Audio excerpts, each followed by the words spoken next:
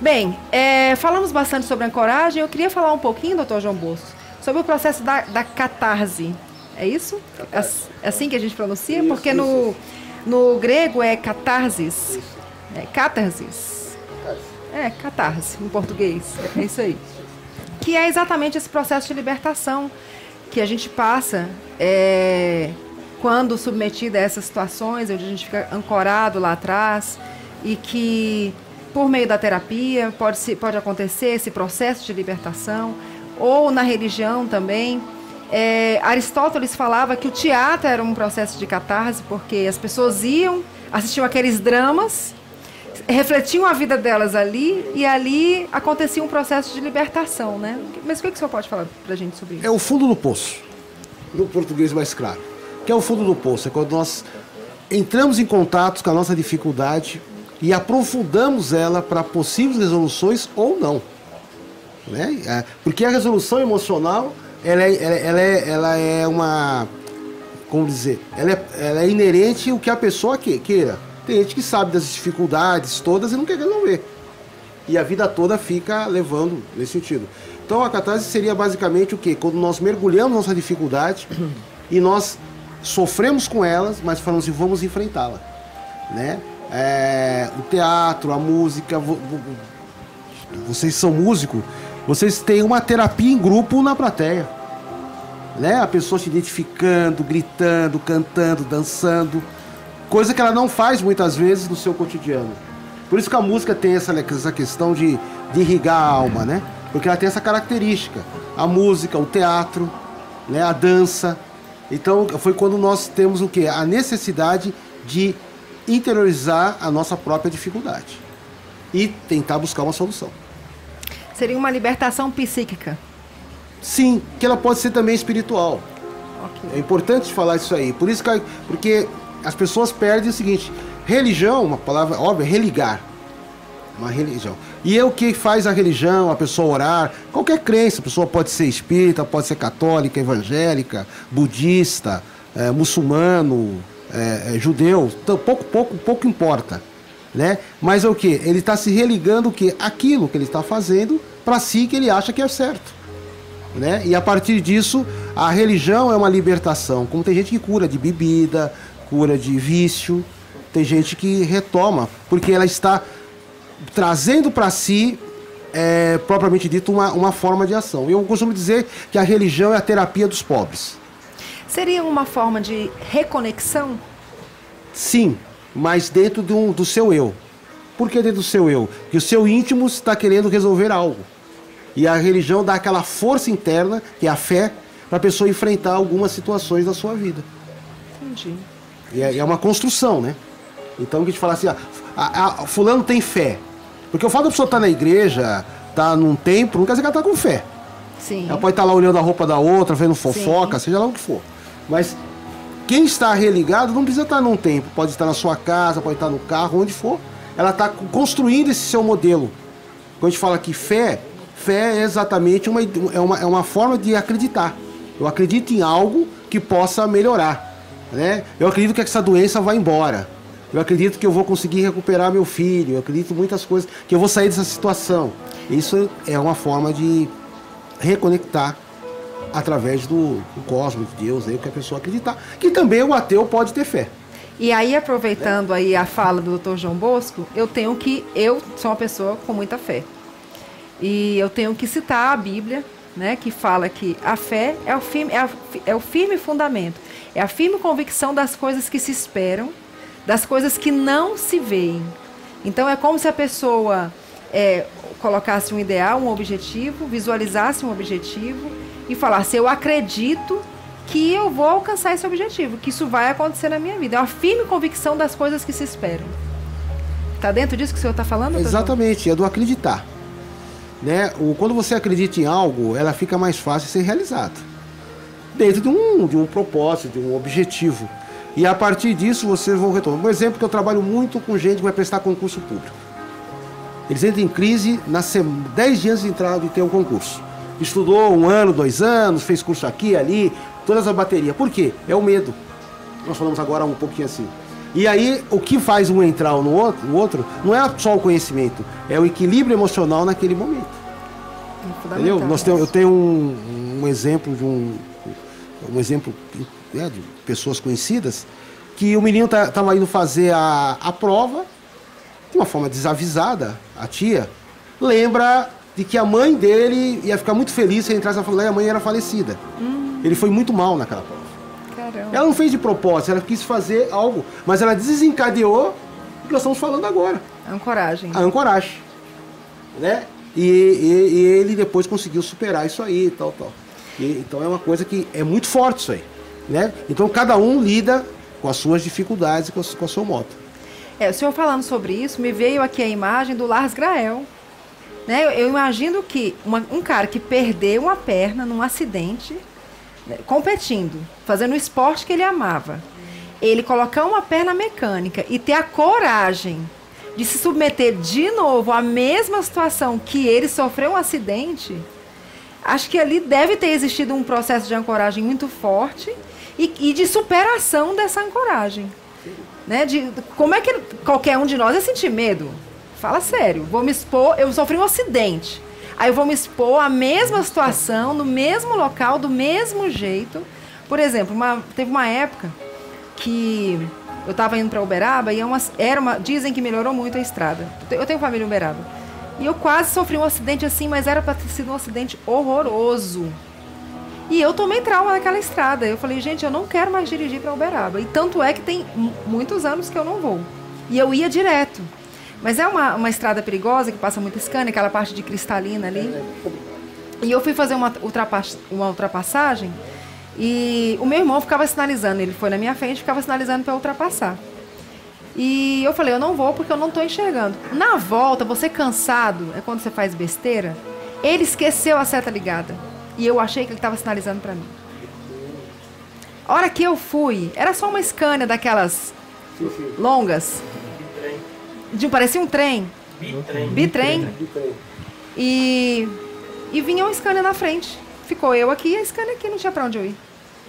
Eu joguei pro acostamento da contramão. Mas foi questão de segundos. O carro chegou a fazer assim, para sair capotando, né? E voltou. E eu fiquei com aquilo na minha cabeça. No outro dia, tava todo mundo da família em depressão, assim, todo mundo mal. Porque a minha família estava no carro da frente e assistiu tudo. Assim, a gente parou no acostamento, as pernas, assim, não paravam uma na outra. Sabe, assim, batendo de medo. Eu estava grávida de 7 meses, a minha irmã se jogou na minha barriga para me proteger. Então foi assim, uma coisa horrorosa e eu fiquei com um processo de ancoragem nessa estrada, não gosto de passar por lá de jeito nenhum. Já passei de novo com outra pessoa dirigindo, vi um acidente horroroso, então eu falei, gente, eu não gosto. A estrada tá boa agora, hein? Tá dupla. Tá boa, não me falaram, né? Agora eu posso... Mas eu vou muito a Catalão também, e é uma estrada perigosa. Estrada perigosa. Mas é que você está falando é exatamente isso. Assalto, sequestro, tudo isso fica na imagem da gente.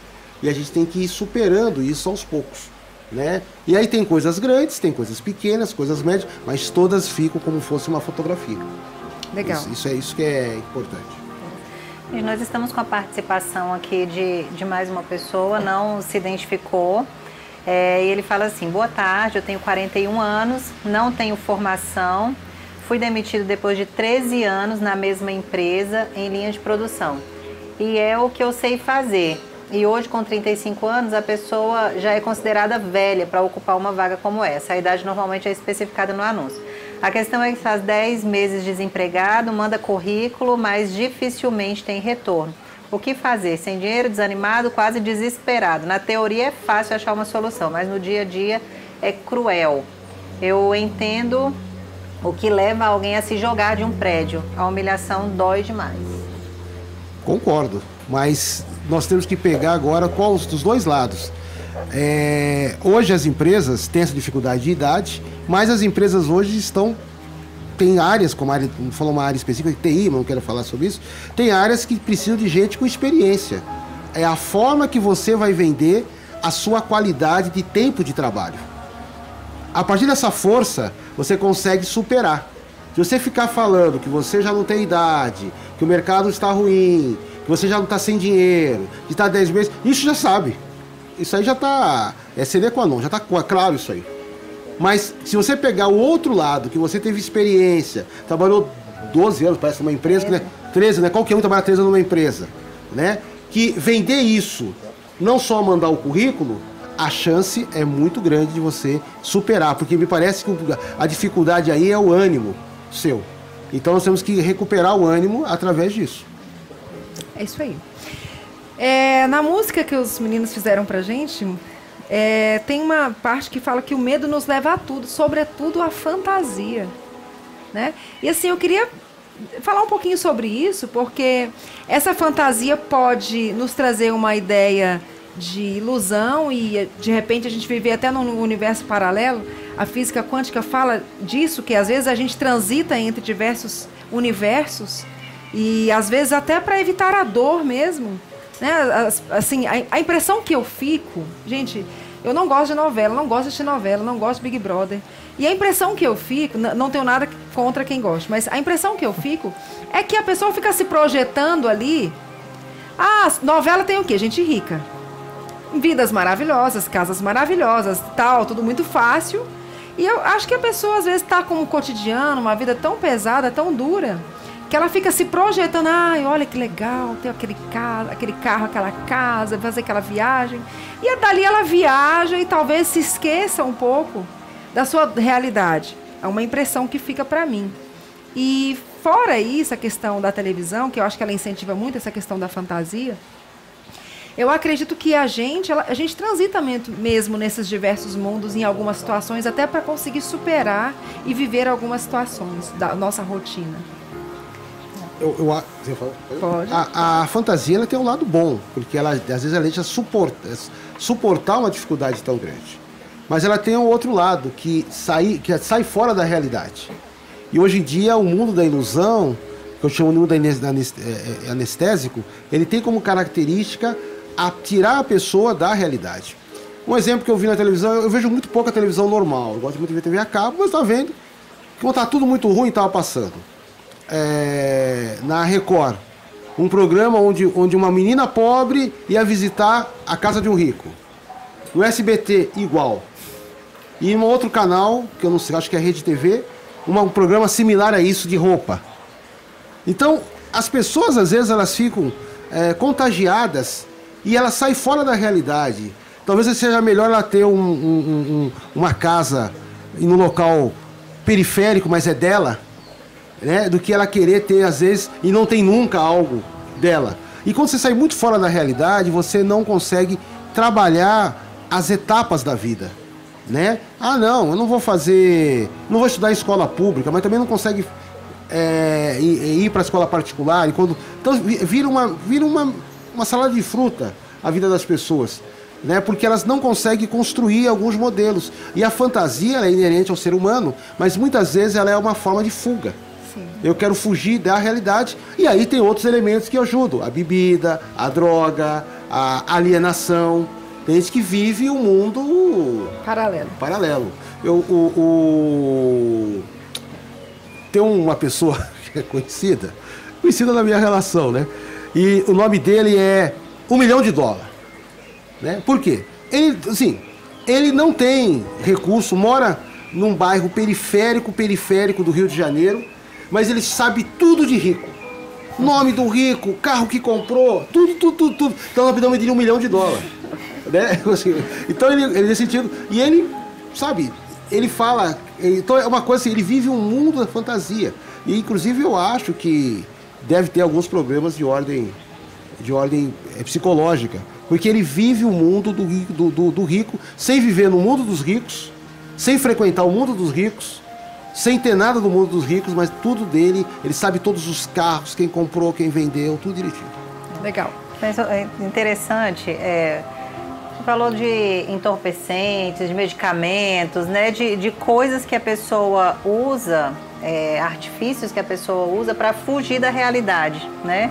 Novela, filmes, né? Tudo isso para fugir da realidade. Mas hoje eu tenho um pensamento completamente assim, fora. Até eu acho que tem algumas pessoas que até falam, nossa, já vem a chata, né? Falando assim, no cotidiano, né? No dia a dia. Por quê?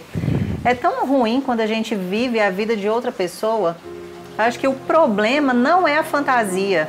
Sabe, acho que o problema não é você assistir a novela A, B ou C, ou o filme A, ou fazer o que for, desde que não agrida a sua saúde, né, que não te exponha a risco, porque é questão de vícios, isso é muito perigoso e tudo, não é disso que eu estou falando.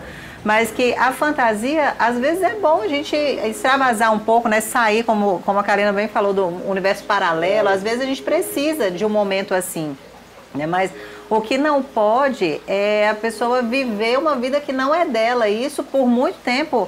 Eu tive uma concepção assim, que eu tinha que viver porque aquilo que era certo, que eu tinha que ter aquele carro porque era o carro do ano, que eu tinha que ter aquela roupa porque isso, aquele celular assim, porque...